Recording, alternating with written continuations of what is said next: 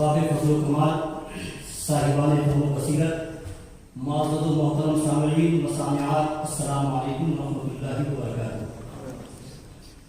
محترم حضرات، ہمیں انتہائی مسرت ہو رہی ہے کہ آج کے اس اجلاس کا انعقاد ایسے موضوع پر ہو رہا ہے جس میں پوری دنیا انسانیت کی فلاح و بہبود مضمر ہے، جو انسانی زندگی کے لیے بہترین ضابطۂ حیات ہے۔ یعنی آج ہم جلد سے سیرت النبی صلی اللہ علیہ وسلم کی رحمتوں اور برکتوں سے فیضیاب ہونے جا رہے ہیں، اور اس بابرکت وقت جلسے کی کرسی صدارت پر جامعہ ہمدرد کے میر کارواں، آج کی بزم کے روح رواں شیخ الجامعہ پروفیسر ڈاکٹر افشار احمد صاحب اللہ فرمائے۔ پروفیسر افشار احمد صاحب دنیا علم و فن بالخصوص کمپیوٹر سائنس کے علوم ماہرین میں سے ہیں، جن کو جدید سائنسی علوم میں حوالے کے طور پر پیش کیا جاتا ہے۔ اس نورانی بزم میں آپ کی شاہکار خوبیوں کا اعتراف کرتے ہوئے اس شعر کے ساتھ ہم آپ کا تہہ دل سے خیر مقدم استقبال کرتے ہیں کہ شمع پنہا کی طرح صبح کے تاروں جیسے، شمع پنہا کی طرح صبح کے تاروں جیسے، دہر میں ایک ہی دو ہوں گے تمہارے جیسے، دہر میں ایک ہی دو ہوں گے تمہارے جیسے۔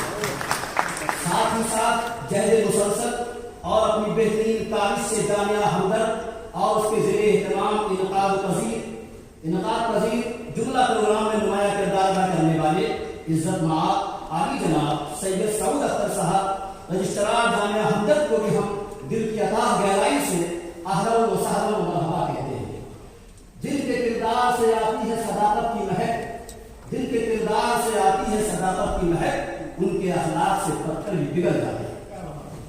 ان دو نامی گرامی شخصیات کے علاوہ جو حضرات بحیثیت خطیب اس مبارک اجلاس کی زینت بنے ہیں اور جن کے خطاب نایاب سے ہم سب کو ابھی اپنی معلومات میں بیش بہا اضافہ کرنا ہے، یعنی آل انڈیا امام آرگنائزیشن کے چیف امام عالی مرتبہ ڈاکٹر امام عمیر الیاسی صاحب نے جامعہ ہمدرد میں تشریف فرمانی فرما کر چمنستان علم و حکمت کی رونق کو دوبارہ کیا ہے۔ قلب سمین و قلب عمیق سے ہم آپ کو خوش آمدید کہتے ہیں، اور علم و آگہی کی عظیم دانشور، معروف اسلامی scholar, centre for piece and spirituality international کی چیئرمین محترمہ پروفیسر فریدہ خانم صاحبہ کا بھی ہم خلوص دل سے استقبال کرتے ہیں۔ معزز و محترم شخصیات اور مہمان گرامی کے علاوہ حضرات سامعین و سامعات نے اس مبارک اجلاس میں قدم رنجہ فرما کر اس انجمن کی رونق کو خوب سے خوب تر بنایا ہے۔ بلا شبہ آپ تمام حضرات اپنی اپنی دنیا کے آفتاب و ماہتاب ہیں۔ آپ حضرات کے بارے میں بلا شبہ یہ کہا جا سکتا ہے کہ یہاں ہر شخص ہے خود میں مکمل، یہاں ہر شخص ہے خود میں مکمل، کسی کا قد کسی سے کم نہیں، کسی کا قد کسی سے کم نہیں۔ ایک بار پھر ہم حضرات کی وقار مہمان گرامی اور آپ تمام سامعین و سامعات کا تہہ دل سے استقبال کرتے ہیں۔ حضرات گرامی، سیرت النبی انسانی دنیا کے لیے ایک اعلیٰ مکمل دستور ہے جس کو مشعل راہ بنا کر نہ صرف ہم ایک کامیاب و مثالی زندگی گزار سکتے ہیں بلکہ ایک بہتر خاندان و سماج وجود میں لا سکتے ہیں۔ خالق کائنات اپنے مقدس قرآن میں ارشاد فرماتا ہے، لقد کان لکم فی رسول اللہ اسوۃ حسنہ۔ نبی اکرم صلی اللہ علیہ وسلم کی ذات والا یا سیرت اعلیٰ تمہارے لیے بہترین نمونہ ہے، ایسا نمونہ کہ جس میں ایک انسان کی کامیاب ترین زندگی کے تمام عناصر و اصول بدل رہے عدم پائے جاتے ہیں، اور جو انسان زندگی کے ہر شعبے، جو انسانی زندگی کے ہر شعبے، ہر مسئلے اور ہر معاملے میں بہترین قیادت و رہنمائی کی صلاحیت رکھتی ہے۔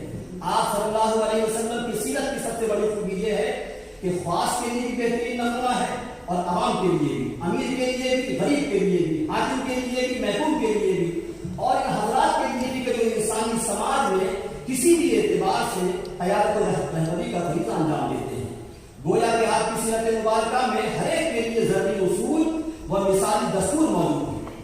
سیرت عربی زبان کا لفظ ہے جس کے معنی ہے طریقہ، راستہ، مذہب، سنت اور کردار وغیرہ، لیکن اہل علم کی اصطلاح میں نبی اکرم صلی اللہ علیہ وسلم کے حالات زندگی، اخلاق و عادات اور کردار کے بیان کا نام سیرت ہے۔ اسلامی تاریخ بتاتی ہے کہ سیرت کی اولین کتابیں مغازی کہلاتی تھیں۔ سب سے پہلے جس کتاب کو سیرت النبی کے نام سے یاد کیا گیا وہ سیرت ابن ہشام ہے۔ حالانکہ متعدد احادیث میں صحابہ کرام نے بھی آپ کے حالات و واقعات اور اخلاق و عادات کے لیے سیرت کا لفظ استعمال کیا ہے۔ نیز دور صحابہ میں سیرت النبی صلی اللہ علیہ وسلم کی محافل کے انعقاد کے ذریعے ثبوت ملتے ہیں۔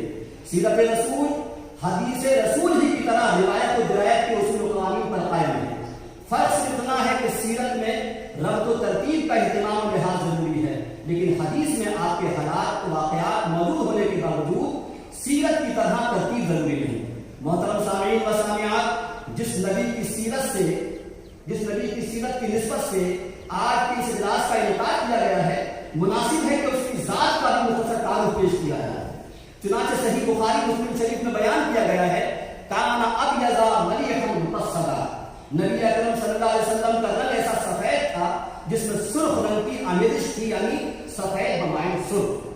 آپ کا حسن حسن ملیح تھا، یعنی ایسا حسن کہ انسان دیکھے تو دیکھتا رہ جائے اور اس کے جبوں میں گم ہو جائے۔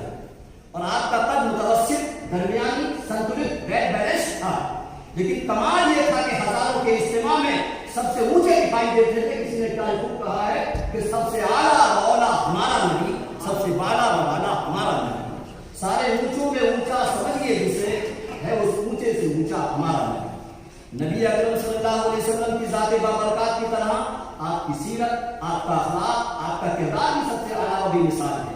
آپ کی سیرت، حسن اخلاق، آپ کا کردار موجے مارتا ہوا ایک گہرے بے کلام ہے۔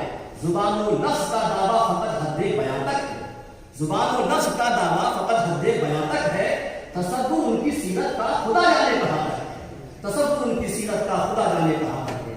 آج اس اجلاس میں ہم سیرت النبی صلی اللہ علیہ وسلم کے صرف ایک پہلو کی چند جھلکیاں آپ کے سامنے پیش کریں گے۔ اللہ تبارک و تعالیٰ قرآن میں ارشاد فرماتا ہے، وما ارسلناک الا رحمۃ للعالمین، اے نبی ہم نے آپ کو سارے سنسار کے لیے رحمت بنا کر بھیجا، اے نبی ہم نے آپ کو سمپورن سنسار کے لیے دیالو بنا کر بھیجا، کرپالو بنا کر بھیجا۔ یعنی انسان ہو یا حیوان، مرد ہو یا عورت، مسلم ہو یا غیر مسلم، پرندے ہو یا پیڑ پودے، آپ سب کے لیے رحمت ہے۔ آپ نے سب کے ساتھ رحم و کرم کا برتاؤ کرنے کی تعلیم دی ہے۔ سیرت رسول کا مطالعہ کرنے سے معلوم ہوتا ہے کہ ایک مرتبہ آپ کی تعلیم، آپ کے حسن اخلاق سے متاثر ہو کر عرب کے ایک ایسے قبیلے نے اسلام قبول کیا جو بکریاں پالتا تھا۔ قبیلے کے افراد نے کہا کہ اللہ کے رسول ہم نے اسلام قبول کر لیا ہے، لہذا اب ہماری تعلیم و تربیت کا بندوبست کیجیے۔ آپ نے فرمایا تمہاری باضابطہ تعلیم کا انتظام بعد میں کریں گے، ابھی تمہارے لیے صرف دو تعلیم ہیں، پہلی یہ کہ نماز کی پابندی کرو، اور دوسرے تمہارے ناخون بہت بڑے بڑے ہیں، ان کو تراشو۔ قبیلے کے افراد نے عرض کیا کہ یا رسول اللہ، نماز میں بندگی ہے، نماز میں بھکتی ہے، نماز میں اسپرچول ڈیولپمنٹ ہے، یہ بات تو ہماری سمجھ میں آ گئی، لیکن ناخون تراشنے کی کیا وجہ ہے، اس کی کیا حکمت ہے؟ تو وہ رسول جو ساری دنیا کے لیے رحمت بن کر آیا، اس نے جواب دیا چونکہ تم لوگ بکریاں پالتے ہو، بکریوں کے دودھ کا کاروبار کرتے ہو، جب تمہارے ناخون بڑے ہوں گے تو بکریوں کا دودھ دوتے وقت ان کے تھنوں میں تمہارے ناخون چبھیں گے، ان کو تکلیف ہوگی، اور مجھے یہ ہرگز گوارا نہیں ہے کہ بے زبان بکریوں کو تکلیف ہو۔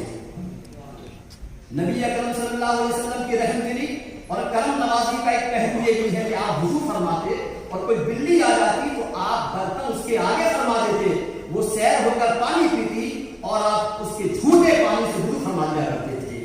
اہنسا پرمو دھرم کی اس سے بہتر کوئی تعلیم نہیں ہو سکتی۔ پیڑ پودوں کے تعلق سے محبت و ہمدردی کا پیغام دیتے ہوئے فرمایا کہ جو مسلمان کوئی درخت لگائے تاکہ انسان یا جانور اس سے فائدہ اٹھائے تو اس کا ثواب درخت لگانے والے کو ملے گا۔ Green city clean city, green Jamia Hamdard, clean Jamia Hamdard, اس سے بہتر کیا پیغام ہو سکتا ہے؟ عورتوں کے تعلق سے حسن سلوک اور محبت اور الفت کا درس دیتے ہوئے فرمایا کہ دنیا ساز و سامان کی جگہ ہے اور دنیا کی بہترین دولت نیک عورت ہے۔ دوسری جگہ ارشاد فرمایا کہ تحفوں کی تقسیم میں اپنی اولاد میں برابری رکھو، اگر میں کسی کو کسی پر برتری دیتا تو عورتوں کو مردوں پر فضیلت دیتا۔ اور فرمایا کہ بازار سے کوئی چیز خرید کر لاؤ تو پہلے لڑکی کو دو بعد میں لڑکے۔ پیغمبر علیہ السلام نے دوسرے مقام پر فرمایا کہ لڑکیوں کو کمتر نہ سمجھو، اس لیے کہ جس گھر میں لڑکا پیدا ہوتا ہے اللہ کی ایک رحمت آتی ہے، اور جس گھر میں لڑکی پیدا ہوتی ہے اللہ کی 9 رحمتیں آتی ہیں۔